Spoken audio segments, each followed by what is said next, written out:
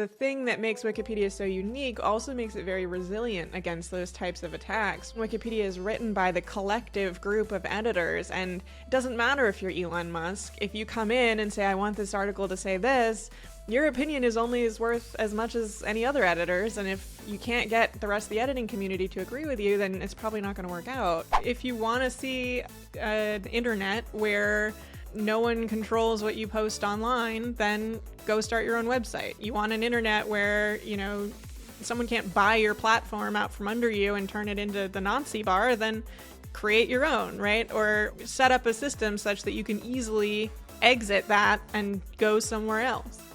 Hi, Rabble. Hey, Alice. This week's guest is Molly White, who is an incredibly articulate and well-published young woman who told us that she started her foray into, tracking what's going on the internet, specifically through Wikipedia when she was aged 12 or 13, which seems quite incredible. She has since gone on to really track what's happening in the Web3 world. She has a viral blog called Web3 is going just great. How did Molly first kind of appear on your radar, and why did you want to invite her on? So I actually first started following Molly through her blog, sort of satirically critiquing the promises and failures of the Web3 movement of cryptocurrencies, and then started reading her work and realizing that her work on Wikipedia and work on the idea of building a commons was really important. She's someone who talks about the need for creators, for people on the internet to control your own domain names, control your own sites, be able to build stuff on your own and have valid critiques of it while also contributing to a commons. So she really gets into what makes Wikipedia work as a commons-based internet project and where we should be going in the future to build an internet for all of us. Yeah, and I think it's very interesting too, as she has kind of tracked the history of cryptocurrency and where it's gone from being, primarily a place to be avoided, very scammy. There's even a divine scam coin that we've seen, to now it's being endorsed by the White House. So much has changed.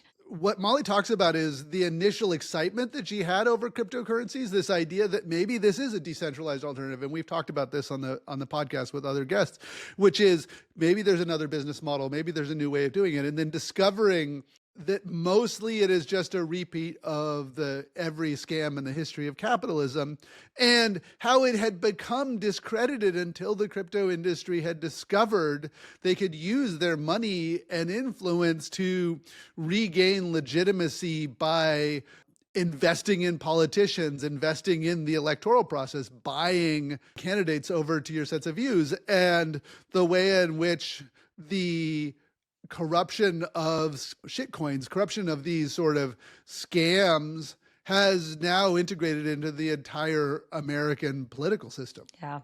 There is much more beyond cryptocurrency that you two talk about, so let's take a listen. So if there's one person that keeps coming up on my podcast of someone I should talk to and someone who has a voice that's important, it's been Molly White.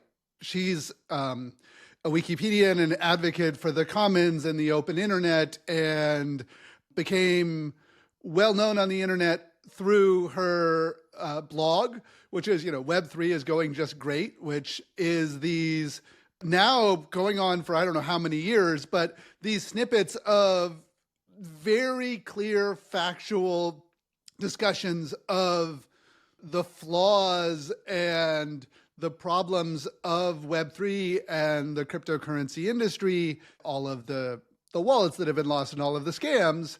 And it's incredibly deadpan in its humor. And so I wanted to have Molly on here because she is both a criticism of what could go wrong with the way we're building internet businesses, and an example of how through Wikipedia, through the commons, through IndieWeb, we can do it right. So welcome, Molly. Thank you for having me.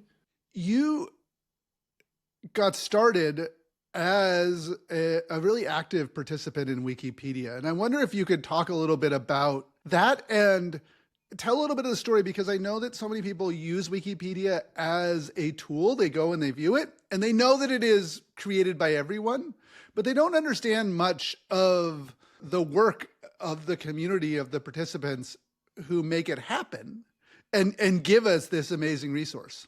Well, I mean, I started editing Wikipedia when I was very young. I was, I think, 12 or 13 years old, and I discovered at that point that, the encyclopedia that everyone can edit, I'm everyone. And so I realized that that was something I could try. And I was, very into computers, very interested into web projects at the time.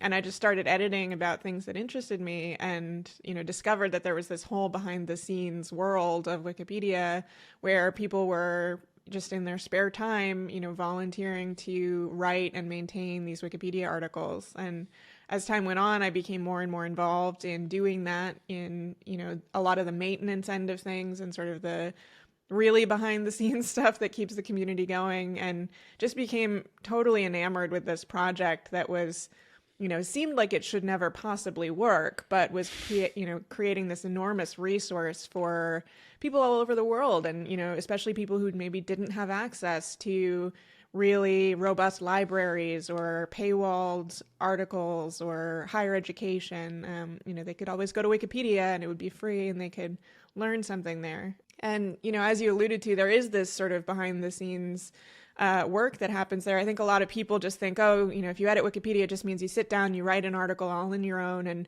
you hit publish and then you're done. But there's so much debate and consensus building and argumentation over how things should be written and what should be included in articles and which articles should even exist and how they should be neutrally written and all these kinds of things that takes up this enormous amount of work from volunteers. It's fascinating because it's the, Wikipedia is fundamentally democratically driven by the participants. And I find it really fascinating the amount of work that has to go in to producing and maintaining this. This is, an alternative to the Encyclopedia Britannica, which was this sort of very top-down academic, Western English perspective on the world. And Wikipedia is not that at all. Yeah, and I mean, I think that's where a lot of the work comes from, right? Because if you have 5 people collaborating on a Britannica article who are experts in the field maybe, but, sort of share similar perspectives, that's one thing. And then on Wikipedia, you're trying to write a Wikipedia article about a subject, one Wikipedia article about each subject, not multiple. And you're trying to bring together viewpoints from people who live all around the world, who have very different life experiences, who maybe read very different sources and have different viewpoints on the quality Speak of different those sources. languages. Yeah, exactly. And so you end up, having to really have this global and collaborative approach to it. And, unlike a Britannica article, there is no point where you say, all right, we're done, off to the presses, time to print the volumes. These articles are constantly evolving over time, even if, not much is changing with respect to the scholarship on a topic. The article is always evolving. Hey, this is just a quick interruption to ask you to follow Revolution.Social on your podcast app or YouTube. And if you're following us, please rate, review it, and tell a friend about the show. Thank you very much. I've had the privilege of attending a few of the Wikimania conferences and things like that. And even though I've not been very involved, one of the things that I think people don't realize is that each language's Wikipedia has its own sets of structures, its own sets of things. And so I obviously speak English, but I also speak Spanish and pretty decent Portuguese. And so I back and forth between the different Wikipedias. And, the most obvious one is Spanish Wikipedia always uses Latin names for plants and animals for their pages because that's the norm. And then then in the world of Lusophone, the Portuguese speaking world, there's this giant fight between Portugués de Portugal and Portugués de Brasil. Yep. Where they can't decide, and the people from Portugal are unhappy with the evolution of the language of most Portuguese language speakers who are Brazilians. And I wonder if you could just talk about, how does something like Wikipedia, this massive democratic internet institution deal with those fights and arguments? We do our best, I guess. I mean, It's messy. Yeah, it is messy. Yeah. And we have so many fights like that on the English Wikipedia where, should this article use American spelling or British spelling or, Indian spelling, or there's all these different regional variants. And, there's tons of fights like that. And, ultimately it all comes down to community consensus, which is an incredibly inefficient way of making decisions, right? Because it requires everyone to come together and discuss something basically to death until there is something of a consensus that emerges. And, sometimes that never happens. And so you just end up in this weird middle ground where you just have to make a decision and live with it for now. And maybe we'll revisit it if things change. But, it's messy for sure. But, it's what we've got. That model gets into part of what we've seen, where we see people like Elon Musk and others go after Wikipedia and try and launch Grokopedia, or try and use legal mechanisms and lawsuits to take down Wikipedia. I wonder if you could talk about sort of the struggle to maintain the Wikipedia open commons against these kind of authoritarians.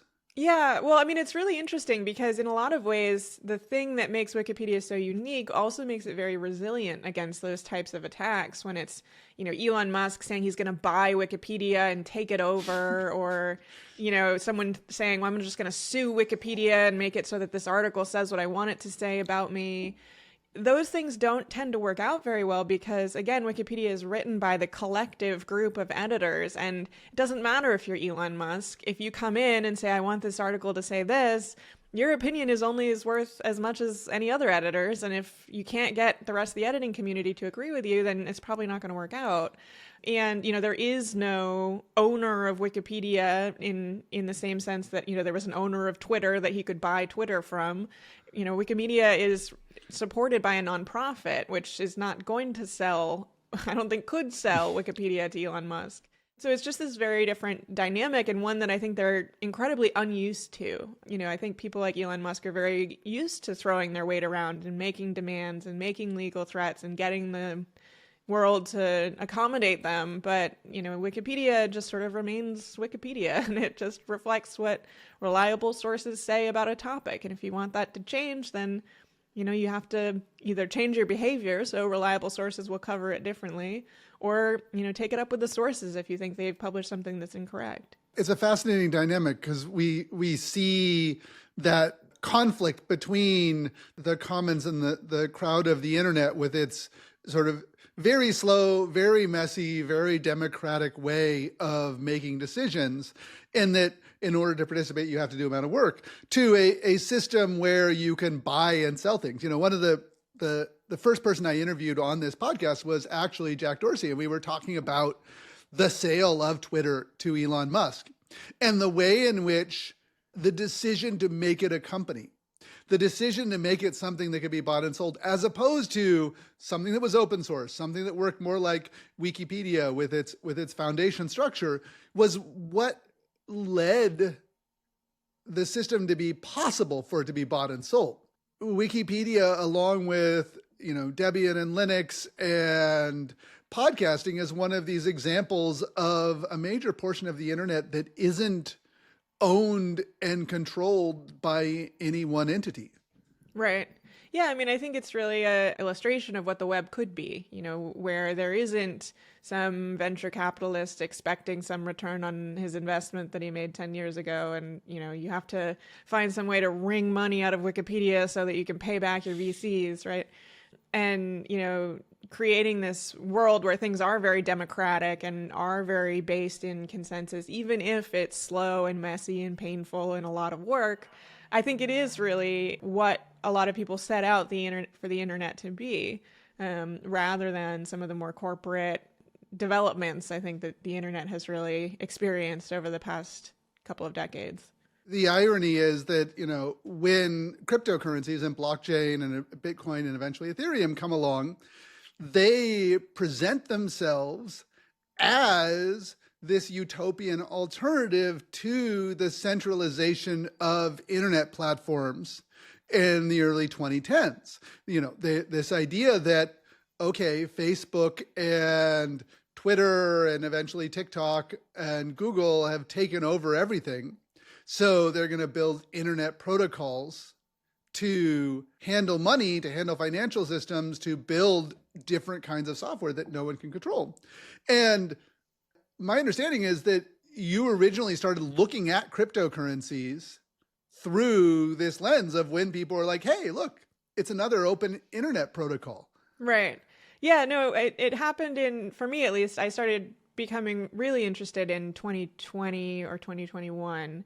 I had heard about Bitcoin long before that, but it was all, at that time, it was all about a currency, peer-to-peer payments, no government control over your finances. And I was like, cool, that's fun. Not really something I work on, I don't think about the central bank very often. I really didn't, and I wasn't like, I joke, I wasn't trying to, buy drugs on the Silk Road. So it was not, something that I was really putting my time into. But in 2020, there was this like huge rebrand that happened when we started hearing this word Web3. And they were using a lot of the same language that you hear from open source developers and people who care a lot about open web. We're going to democratize the internet and we're going to get rid of all of these centralized platforms that control what you can say or what you can host or what you can, do online.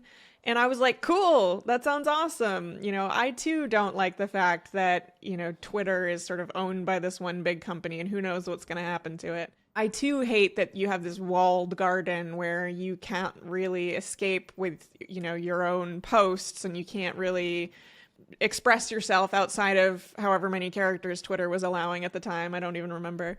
And so, I was looking into it from this very optimistic perspective. And then I continued, I started to do some research and saw that a lot of what was being promised was really not what the technology could do, and certainly wasn't what it was doing. And at the same time, I was seeing all of these projects that were just completely taking advantage of people, scamming them out of their money, making a huge promise, collecting all this funding and then running off. And it seemed to me like there just wasn't enough attention being paid to that when at the time there were all these headlines that were, is Web3 the future of the internet? And look at this guy who became a crypto billionaire overnight and that kind of thing. The thing that you did when you saw this was so much more interesting than a response of just denouncing it or dismissing it. You shined light on what was going on in these projects. For folks who don't know, like explain what Web3 is going just great is and like the sort of how you came up with it and what it does, because you're still doing it. Yeah. Like I said, it felt like there really wasn't any attention going towards the just constant drumbeat of, scams or, oh, this platform was hacked or, oh, this guy, made a typo and sent $50 million to, some completely inaccessible address. There was only boosterism. There was only articles about, look at this new platform. It's going to totally change how we do things. Your grandma's going to be opening a crypto wallet and buying milk at the corner store. It's just like really detached from reality. And so I figured, well, if they're not writing about what's actually happening, maybe I'll do it. And my first instinct was actually to go to Wikipedia, because that's where I did all of my writing at the time. I was a software engineer in real life, and I didn't really maintain that much of a blog at the time. And so I figured, okay, I'll just write a Wikipedia article about it. And I did actually write the Wikipedia article about Web3 because one of my first questions was, what even is this? And at the time, there was no answer. There were all these articles saying that it was the future, but none of them actually said what it was or, what technology does it use and how does it work and who's building it and, who's deciding what it is. So I did my best to write that article, but I pretty quickly realized that writing a Wikipedia article about every flash in the pan crypto scam was not going to be acceptable on There's Wikipedia. Too many. Well, there's too many, but also they're not notable per, Wikipedia's standards. If you just create a crypto scam, you're probably not going to wind up with a Wikipedia article about it. And plus, by this point, I had a fairly strong opinion on the topic, and that's not a great feature for someone who's trying to write a neutral Wikipedia article. So I just started a blog, and I figured, I'll just quickly and briefly describe what happened in each of these cases, and it will keep more of a record than is currently being written. Because, I was just seeing, oh, there's a tweet, this protocol collapsed, gone the next day, no one even thinks about it. And so just creating this record where people could see that, as you're reading all of this boosterism, here's the other side of the story. Here's all the people who are losing money or getting scammed, or, projects that are making these huge promises and never fulfilling them. I started it for fun. I thought it would just be for me and maybe a couple friends who were also skeptical of this whole thing. And it ended up becoming a lot more than that. I mean, it ended up being a really critical voice in putting some backstops against the idea of Web 3.0 and against the introduction of it. And to me, it's fascinating because up until the Trump reelection and until the crypto PACs come in and spend this thing, it felt like Web3 is going just great was part of this movement that had successfully discredited a huge number of the cryptocurrency projects. It became something that, yeah, there's some people off doing it and some things like that, and they made a bunch of money, but then FTX collapsed, and it was, there were all the other frauds and everything else, and it was going to go away.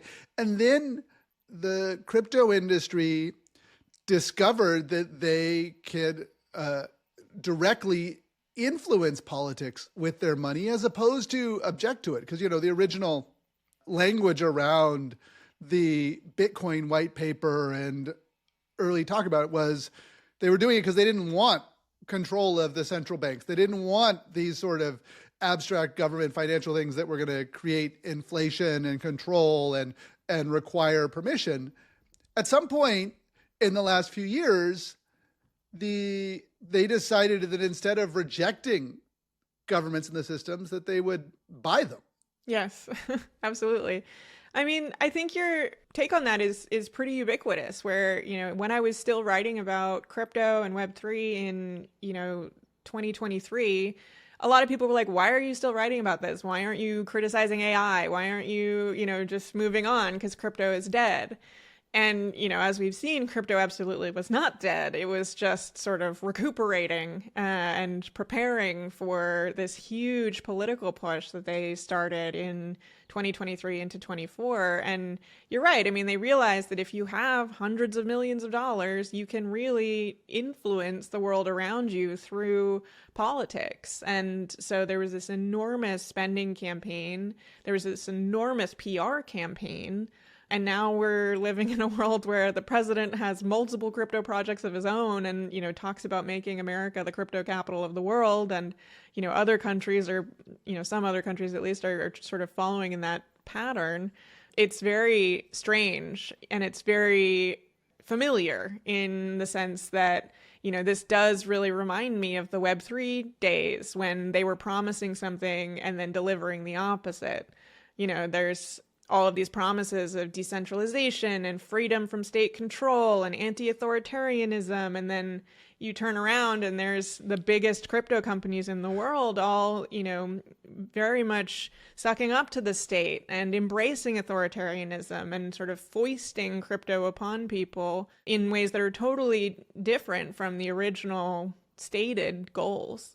Yeah, and then there is the question of how real were those stated goals in the first place and not, and were people well-meaning in stating that and what they were doing and just discovered that there was sort of boundless wealth to be accumulated, or was it always a sort of a cover story? Yeah, I mean, I think that's an open question, but I mean, I do have some degree of sympathy for the idea that it was originally well-meaning, because it does remind me a little bit of the original thought around creating the web and, like the Declaration of Cyber Independence and all of these very lofty goals and very ideological plans to create a totally free internet with no borders and no controls, and no one can stop you from logging on and doing whatever you want.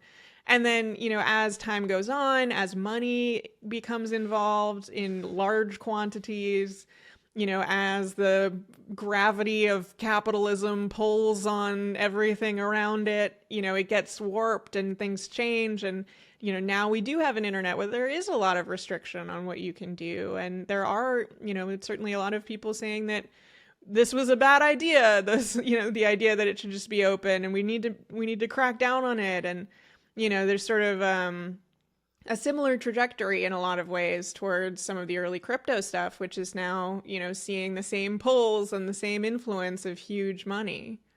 The backlash is super fascinating because we see a bunch of people being upset about the implications of the internet, upset about what has happened, upset about companies that are capricious and don't care about what happens to their users as long as they're making money.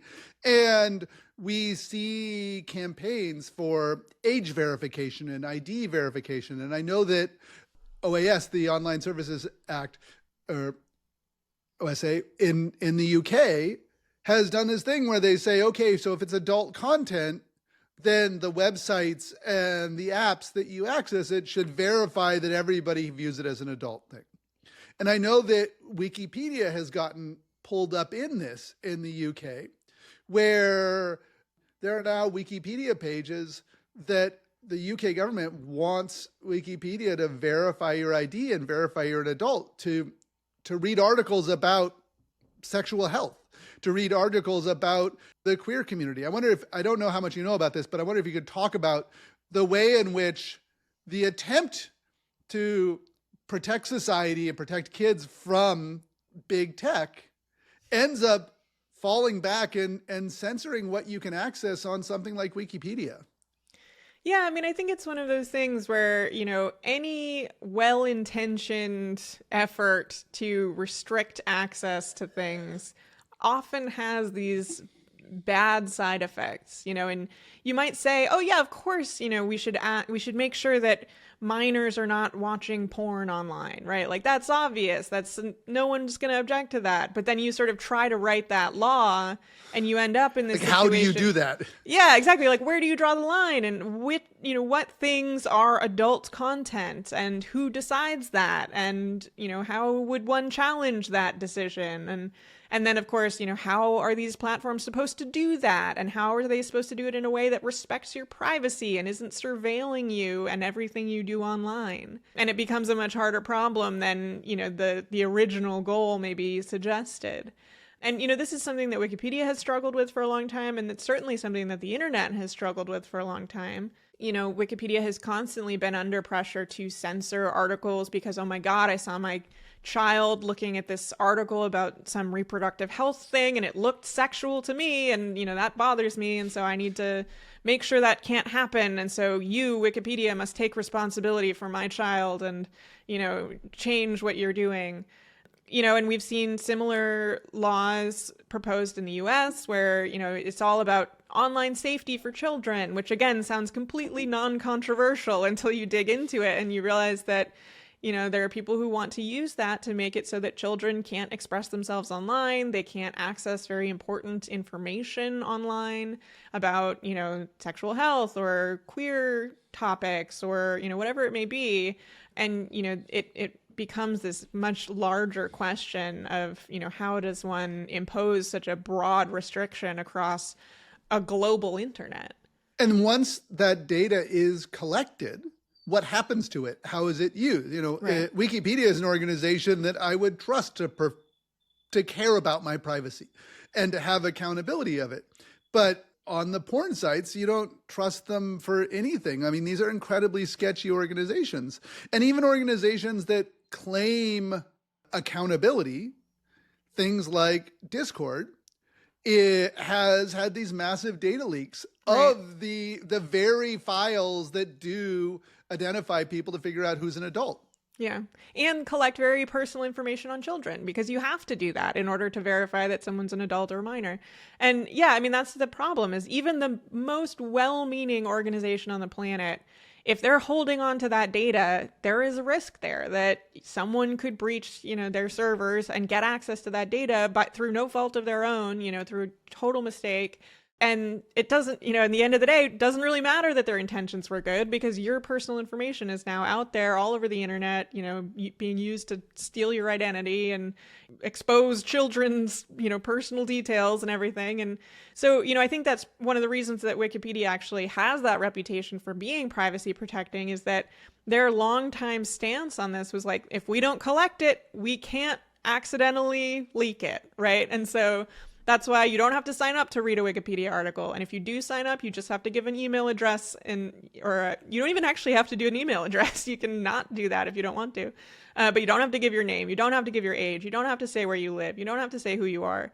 And, that helps, I think. And, web traffic, the logs are purged frequently. And I think that's a great approach. But when there are laws like this that suggest that you need to do all this identity verification, it really makes that challenging to do, because it may be illegal for them to, delete their data within a certain time frame. Once you collect the data, it's very difficult to prevent it from getting used. Right. And in an era where in Western democracies, we increasingly see the rise of populist authoritarianism, the rise of this idea that, ICE should go and buy every commercial data source they can find to use that to identify, who they want to detain. Having this data is incredibly dangerous for the future of democracy. Right. And, you may be in a situation where now it's not a question of, are you exploiting the data that you've collected, or did someone hack the data that you've collected? It's, did the government subpoena the data that you've collected? Right. And, if you want to remain in compliance with the laws of the country where you were based or where you were operating, you may have to comply with that. And that's really scary, And again, a great argument for not having the data in the first place, because then you can't comply with that kind of a request. And governments change, right, and companies change. One moment you do a DNA test and it's this, 23andMe, and they promise to protect your data. And then the company goes out of business, and then they sell that data set to another company that's only going to use it for data mining. The thing that I think is so interesting is you're chronicled in this sort of embrace of crypto, and then not just crypto, but like the all-in guys and like this sort of set of Silicon Valley VCs and investors and executives embrace of MAGA. I wonder if you could talk about like the way in which they discovered that instead of hating Washington, they could engage with it, and how their politics changed. Yeah, I think that a lot of it was the fact that the crypto industry was in a very threatened place in 2022, 2023, where, the whole crypto ecosystem had collapsed. There was this huge cascading failure, starting with, Terra Luna collapsed in the spring, and then there were a bunch of bankruptcies after that, and it sort of culminated with FTX's collapse later that year, which made all these headlines, and people were sort of reinforced in their belief that maybe this crypto thing actually is a scam, and look at this guy who's going to jail because of this fraud, and he was once the poster boy of crypto. And there was this moment where the SEC sort of woke up, the securities regulator in the US sort of like woke up and realized that they had been kind of just ignoring this and hoping it would go away and not really doing much regulation. They became a little bit more aggressive. And simultaneously, we had lawmakers making speeches about how we have to make laws so that FTX can never happen again, and so that people can never get hurt like this, and so that if something like this were to happen again, it wouldn't be a threat to the broader financial system. And the crypto industry reacted to that with horror. And, they basically saw this as a total threat to their industry. They were saying, we're going to have to leave the United States. We won't be able to operate here. For many of them, that was not feasible because their entire businesses were pretty much the United States. And so, they had no choice, I think, in their eyes, but to start to try the political angle and see if maybe they could, find some allies in the political sphere. And, certainly crypto has always been somewhat appealing to some parts of the political spectrum. It has been popular among libertarians oftentimes because of this idea of, permissionlessness and no government control of your currency. And, it was becoming embraced somewhat by the right when they were complaining about debanking and the idea that maybe people would be denied access to financial services because of their politics or because they bought ammunition at a gun store and the bank didn't like that. And so there was this sort of natural shift where the two started to come together. And then, it really became this enormous campaign in 2024 when the crypto industry spent more than $130 million on congressional races in the United States with this huge lobbying campaign. And then we saw, now President Trump on the campaign trail suddenly embracing Bitcoin and promising to be the pro-crypto president. Because he'd been very anti-Bitcoin. He'd been anti-cryptocurrency in his first term. Exactly. He'd said it was a scam. He'd said that they needed to go after it and crack down on it. But now he did this complete 180.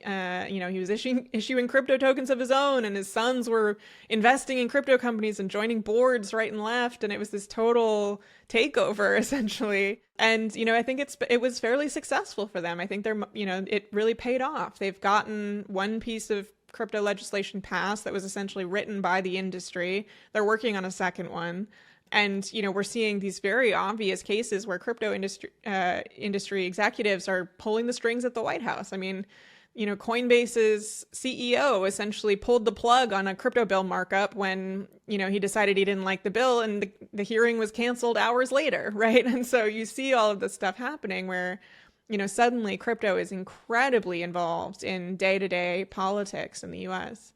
And not just the regulation. We've also seen situations where some of these executives had faced criminal charges and been convicted or were facing conviction.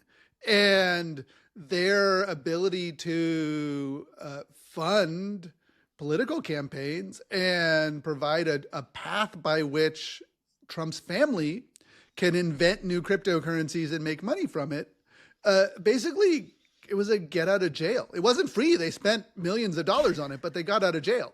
Yeah. I mean, we've seen, Binance's former CEO, Changpeng Zhao, spent 4 months in prison. He was convicted on charges related to his operation of Binance and then pardoned very soon after, and is now, very actively involved in day-to-day crypto operations, even though he's, supposedly restricted from managing that company.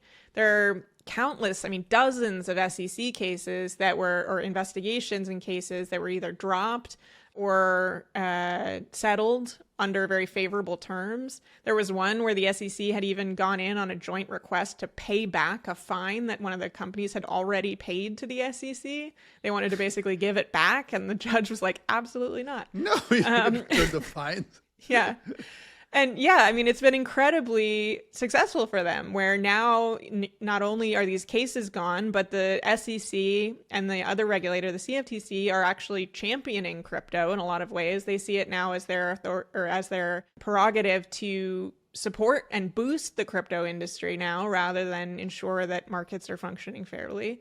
And then, the Department of Justice on the criminal end of things has dismantled its cryptocurrency enforcement team. It's, they've been instructed not to pursue certain charges against crypto companies. It's a complete about face where all bets are off. You can kind of do anything you want. And it's amazing to see this come about after the crypto industry has really painted this whole campaign as a pursuit of regulation.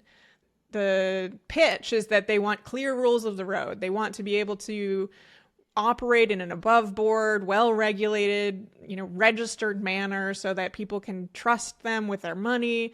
And yet, we've received the actual outcomes of all of their lobbying and influence is the absolute opposite of that.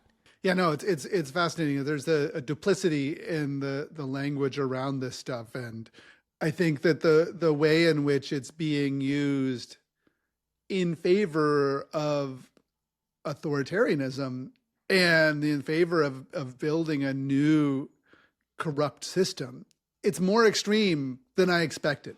Yeah. Like I didn't expect honesty and fair play, but the level of way in which people are duplicitous in this is just kind of shocking, especially as it happens after it felt like the crypto industry had failed. Yeah, I mean, I guess, with enough money, it doesn't matter, right? You can just buy yourself back into having a functioning industry, or, I don't know, functioning is the word I would use, but, an industry at least. Because, yeah, I mean, nothing has really changed from the 2022 days when all of this fell apart. There's no more regulation over how these exchanges operate. If anything, there's less. The technology hasn't improved significantly. People aren't using it considerably more than they previously were. All of these promises about creating the new web and, everything you do online is going to be backed by a blockchain, that certainly hasn't happened. They haven't banked the unbanked. They haven't, solved the food crisis in Africa and all these other very lofty things that they were promising to do.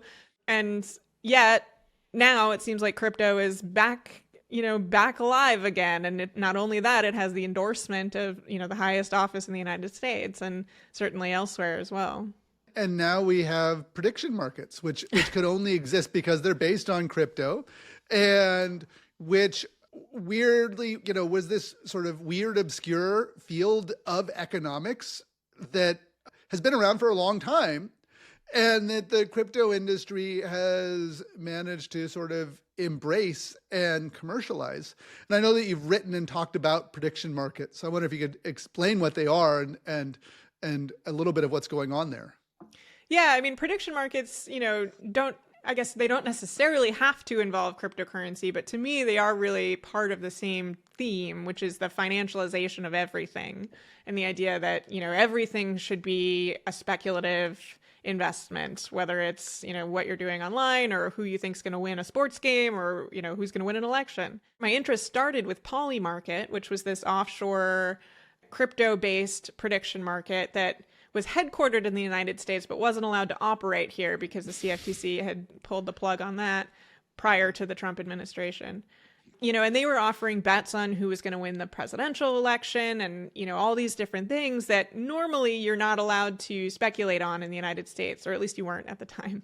But like many crypto exchanges, their attempts at preventing U.S. customers from using the platform was minimal at best, right? It was just sort of a hand wave at saying, oh, yeah, we don't allow U.S. customers, but it was like one step above clicking, yes, Are I'm you 18. using a VPN? Yes, yeah. Okay. Like, you're not connecting from an American IP address. You can use this thing. Exactly right.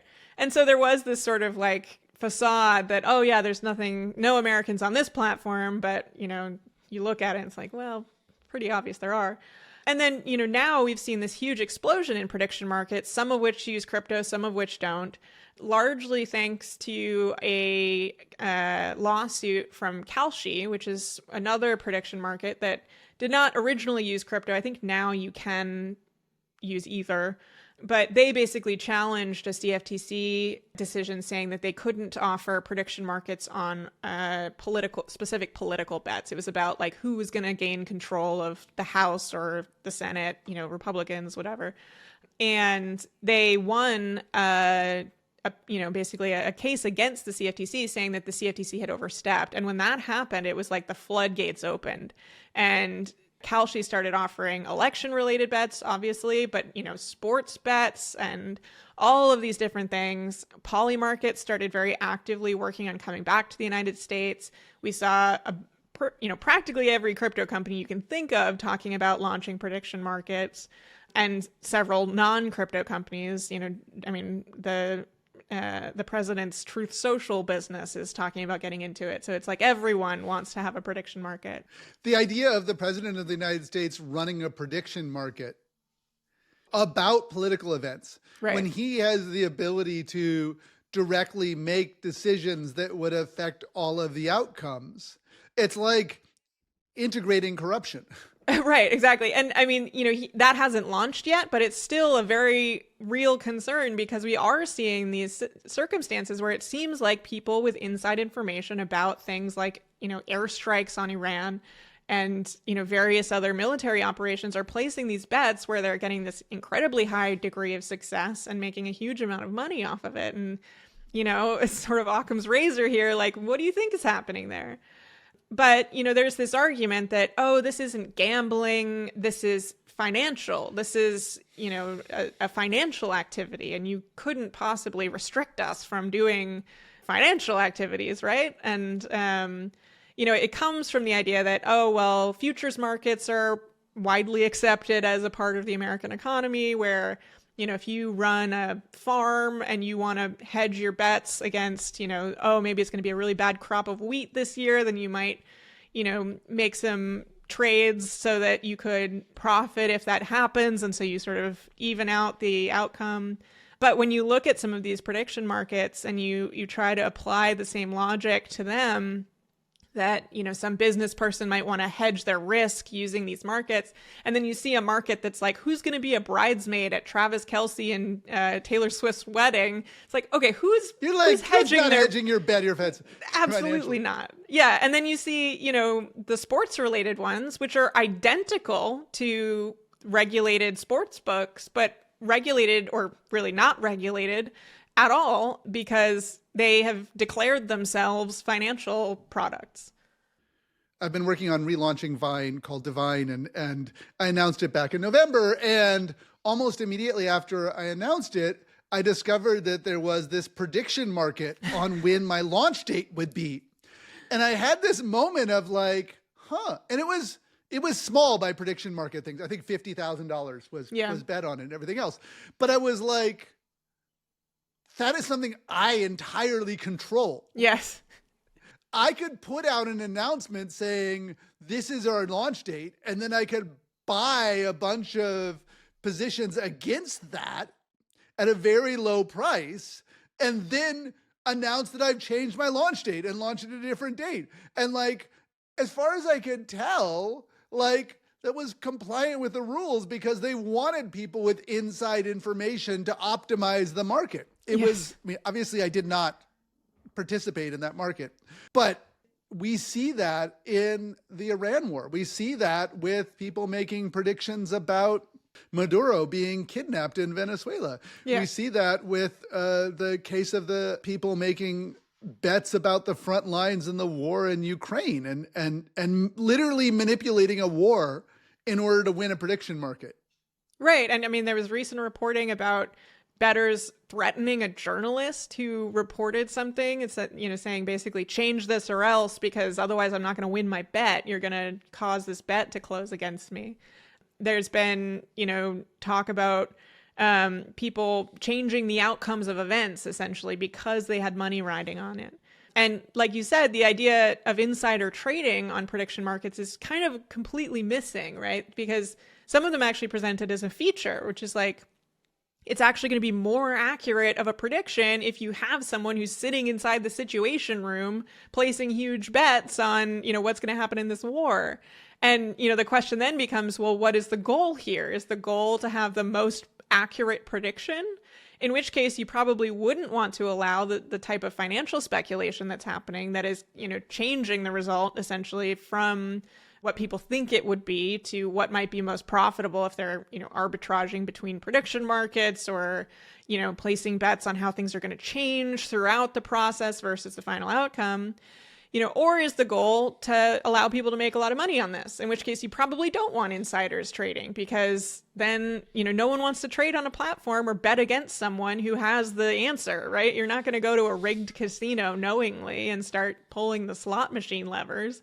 And so, they sort of haven't decided what they want to be, or they have sort of chosen the approach that is, at the time suits them best. And I think it's really more of the latter, which is that, sometimes they want to be the future of news, the most accurate predictions in the world. And sometimes they want to be a way for you to make a quick buck because, you want to gamble on the basketball game.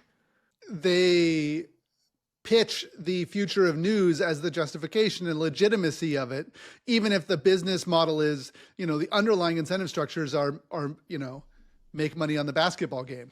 Right. And in some cases, completely opposite to making better news. And actually, this really brings me back to the crypto thing, which was, we had during the crypto Web3 era, and people were creating all of these sort of social good projects where they'd launch a token and then, there would be this community effort and they would do something where they would fund loans to farmers who, needed microloans for their farms or something like that. And you would see this dynamic very quickly emerge in practically every single one I observed, which is that, you have this one goal, which is to fund the farmers, and you have this other goal, which is to make the token price go up so the people who own the token make money off of it. And very quickly, those two goals start to be at odds with one another.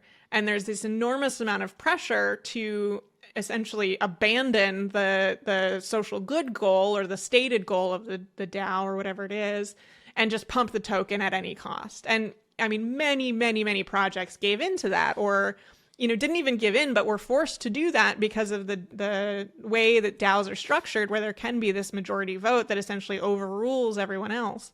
I think it's a very similar thing here, which is like the stated goal, which everyone loves, is fund journalism, have the most accurate reporting.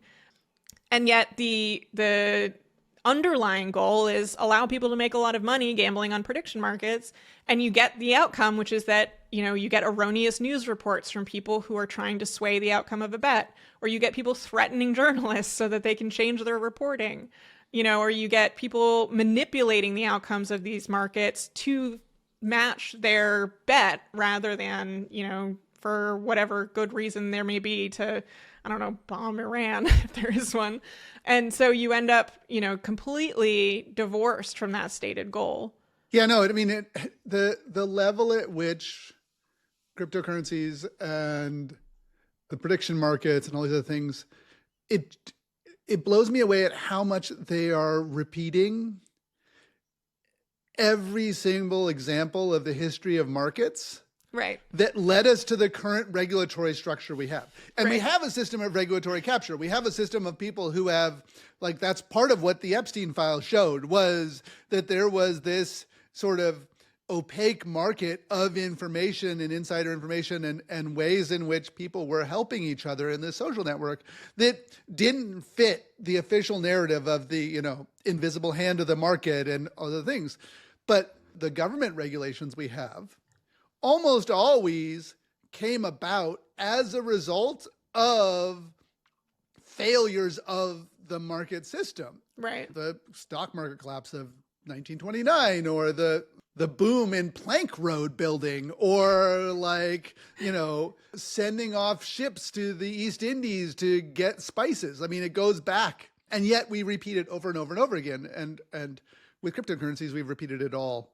Yes. Within a decade. Speed run. Yeah. Yeah. I mean, one of the funniest things about this to me is that in many ways, crypto was formed out of the 2008 financial crisis, right? Because Bitcoin emerged right around that time. And, the state as a response to massive corruption around credit default swaps and banking fraud and mortgage fraud. Right. There are all these statements from Satoshi early on about, how the banks, can't be trusted with this kind of power, and we need a way to create currency that is outside of that control and, prevent this from ever happening again. And so, there's this idea, we'll create this cryptocurrency, and then we don't have to worry about the banks. We don't have to worry about fractional reserve lending or, whatever financial products they come up with next. And now here we are, years later, and the crypto industry is pushing to actually roll back some of the regulations that were put in place as a result of 2008, in order to stop that from happening again. And they're creating all these very high risk financial products that, very much threaten to introduce contagion to traditional financial markets if crypto goes south. So it's a total full circle when it comes to very recent financial history. The way in which we repeat it, and we can see that we're repeating it, is fascinating. I think that one other thing I'm curious of your thoughts of is, I find within the world of crypto a huge spectrum of ideology. Yes. And I find the ideologies super fascinating and contradictory to me, because you have, on some level, you have the Bitcoin folks who tend to be more right-wing. They tend to talk about libertarianism, but they tend to be really into the manosphere and meat and no seed oils. Yeah.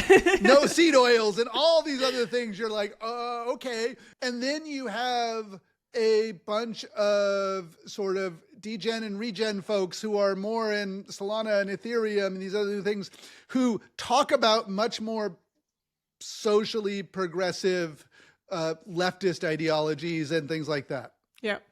And so I was drawn to those when I was like, okay, is there something here? I'm going to explore it. Because you find people you agree with. And then what you look at is, oddly enough, the conservatism of the Bitcoin people prevented them from issuing currency after currency after currency. Like they just are like, oddly, they scammed the world less than the people who had the more expansive, socially progressive language around it. And I know that you've covered this whole spectrum. So I'm curious what you think about like the ideology of these different cryptocurrency projects and how they talk about it. Yeah, I mean, it is really interesting to see the sort of factions in the crypto world. I guess I don't know if I would say the Bitcoiners have scammed the world less than the rest, because, are we talking like total number of cryptocurrencies? Are we talking about dollar value? There is sort of this, but I see what you're saying, because, you can launch a crypto token on Ethereum and just have a total fraud there, whereas, the Bitcoiners just have the Bitcoin. But yeah, I mean, there is this, huge spectrum of ideologies. I do think it is very heavily weighted towards the Bitcoin end of things and the sort of more conservative, more libertarian, almost like gold bug types. Especially lately, I think, the folks who were talking about using crypto for universal basic income or, that type of thing have sort of gotten quiet in the past couple of years. And I think it's probably challenging for them to sort of be in the crypto world right now. And then I think there's a lot of people actually who are really not ideological about it whatsoever, but they see it as a profit opportunity. And, we've certainly seen the entry of many, many more of those more recently, especially when you see institutions getting into crypto who, I doubt that the people at the trading desks at, JP Morgan or whatever are, have very strong opinions about universal basic income, or certainly not trading on them. But there is this sort of more pragmatic, less ideological group as well. The irony is that we had a lot of discussion about universal basic income. We had a lot of discussion about wealth redistribution before the large language models, the machine learning, the AI got good enough that we're like, oh my God, this actually can replace people's jobs. Let's lay off half the employees at all these big tech companies because... And the crypto companies. Yeah, and the crypto... Like, how is it that before we had a need, there was a big discussion about universal basic income?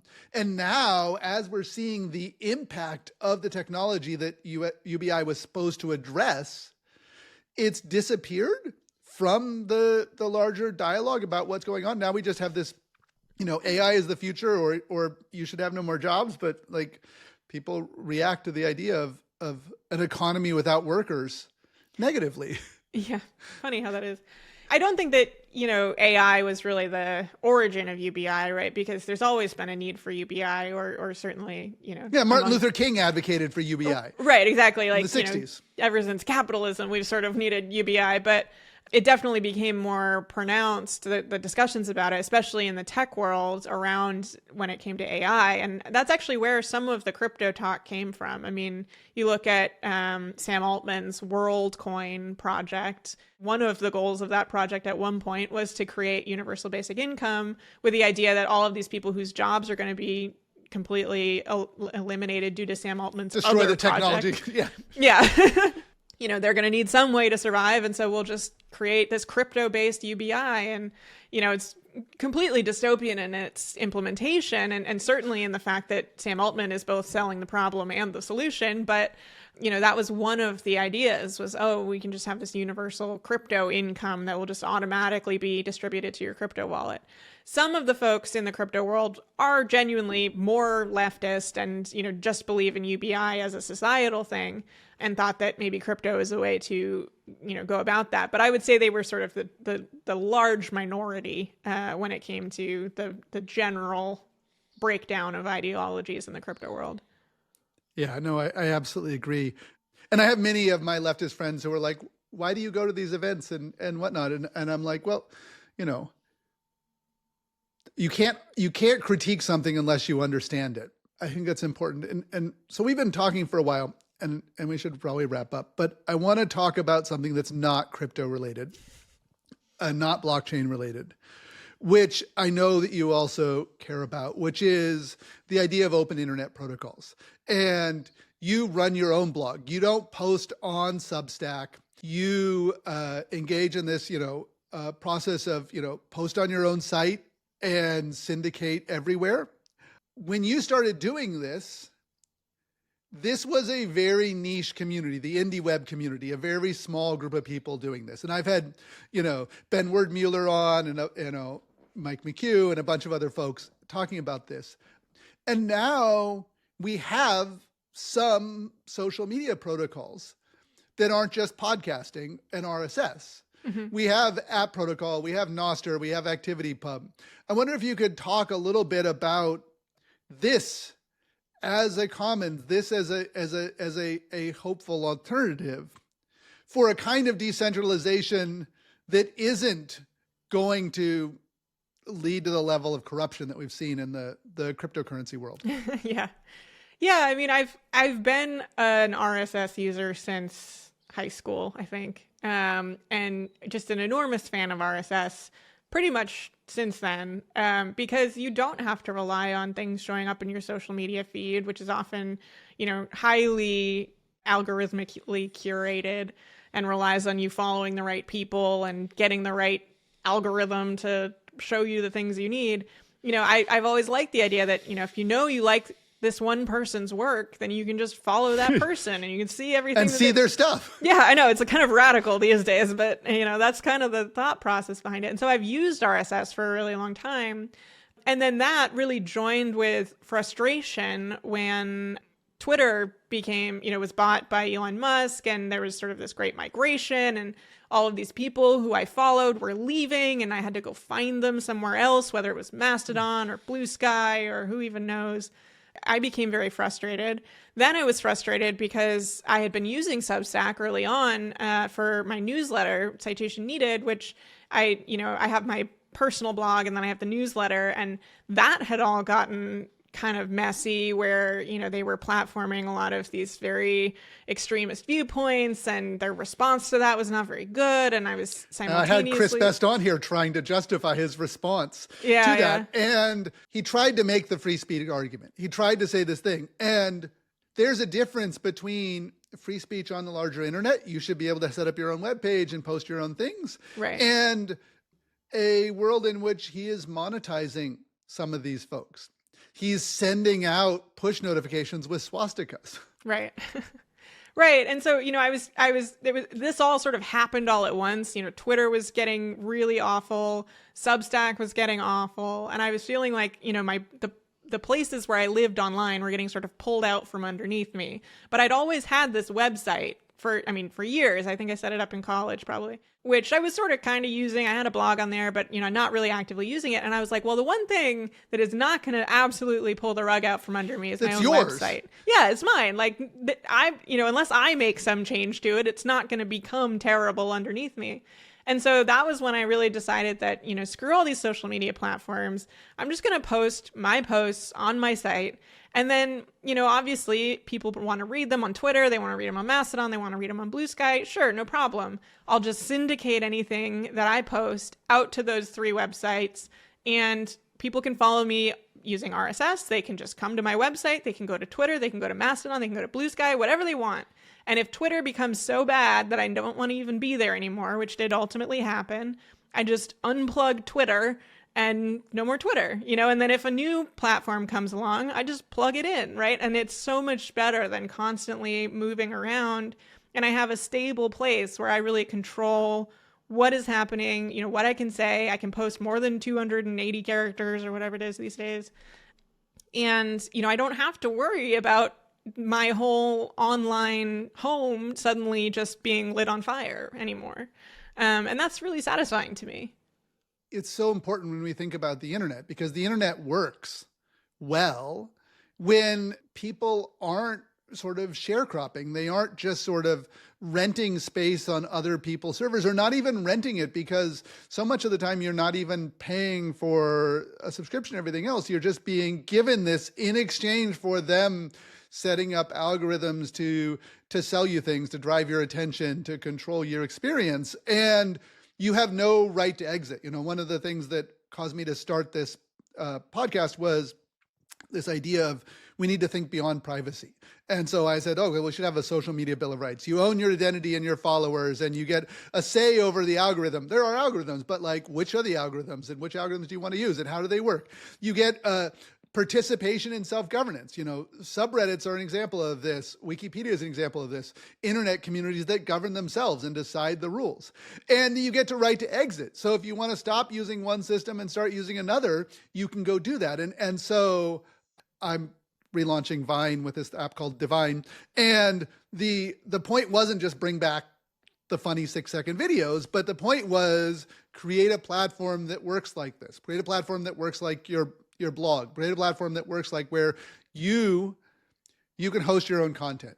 You can choose what server is it on. You can own your identity. And then if I, as the person who's running Divine, say, well, I don't like your videos, I can say, well, in my version of the app or on my servers, I don't host them. Right. But I filter out AI content because I've made a decision about that. But you can set up a server and view it in the app where you add the media server and the host, and then it's all AI content if you want, if that's your thing. Like, that's the promise of the internet. Right. So what should other people be doing? Like, you are advocating stuff. You're calling people out on the corruption of the crypto industry and the way it's embracing authoritarianism, and you're advocating for a commons and an open web and everything else. What can other people do? Well, I mean, I think, sort of be the change you want to see, right? Like if you want to see an internet where, no one controls what you post online, then go start your own website. You want an internet where, someone can't buy your platform out from under you and turn it into the Nazi bar, then create your own, right? Or set up a system such that you can easily exit that and go somewhere else. Even for people who are not terribly technical, I think there are a lot of things that they can do.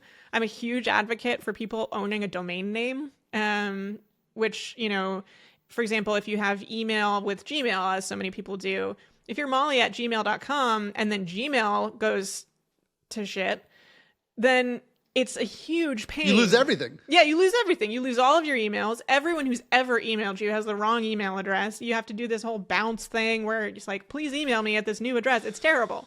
And instead of doing that, you can have mollywhite.net and you can set up molly@mollywhite.net, and it can still be Gmail back there if that's what you want.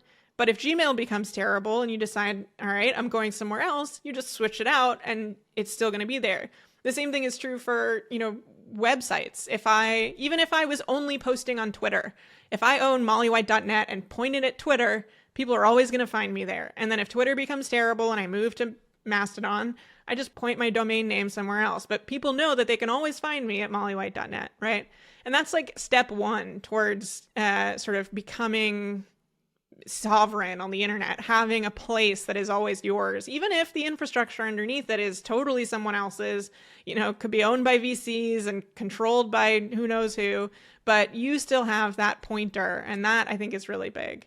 And then, from there, you just sort of expand as you have time and resources and energy to creating a place where you actually do really control your corner of the web, and people can follow you on RSS and not even worry about having some opaque algorithm or only seeing 280 characters of your thoughts.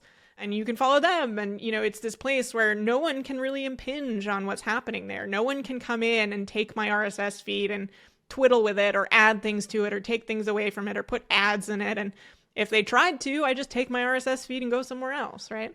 And that's really liberating. And that really reminds me, every time I use it, of what the web really could be. Yeah, we saw it recently where there were people who were upset that Tony Snyder was taking over as CEO of Blue Sky.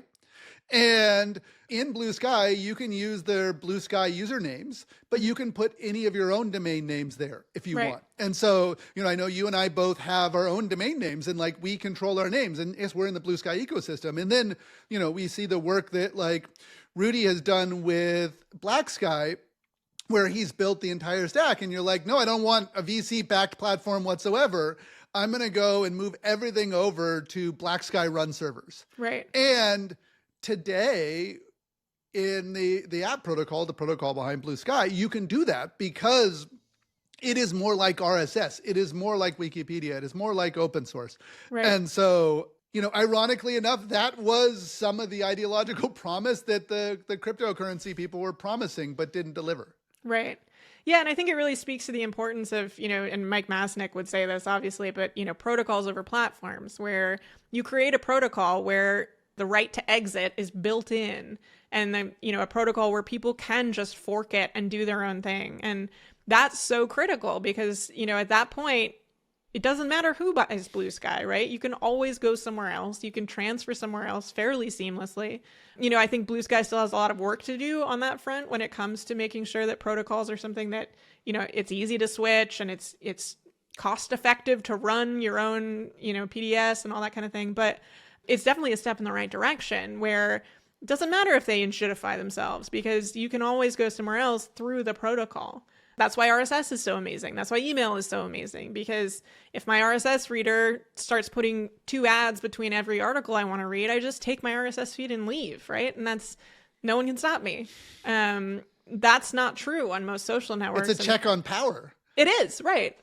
And even if someone evil buys the platform, they can't really undo that. That's a hard thing to walk back eventually. Thank you so much for your time. Thank you so much for your work, all of your writing. CitationNeeded.news is your newsletter. I encourage everyone to subscribe to it. It's super fantastic. And of course, the Web3 is going just great, is hilariously funny in a watching a car wreck kind of way. I'm so glad that you spent the time talking to us, and thank you all for your work, Molly. Thank you so much for having me. Thanks again to Molly White for coming on Revolution.Social. Our intro and outro music is the remix of the Italian anti-fascist folk song Bella Ciao, courtesy of White Records. This episode was edited and produced by Eric Johnson from lightningpod.fm. Our executive producer is me, Alice Chan from Flock Marketing. Don't forget to subscribe to the podcast and share this episode if you love it. To sign up for our email newsletter, visit Revolution.Social. And for more interviews like this one, follow Revolution.Social on Apple Podcasts, Spotify, YouTube, nostasfountain.fm, or wherever you get your podcasts. And to paraphrase the Zapatistas' Subcomandante Marcos, we need a social media revolution to make revolution possible. We'll be back next week. See you then.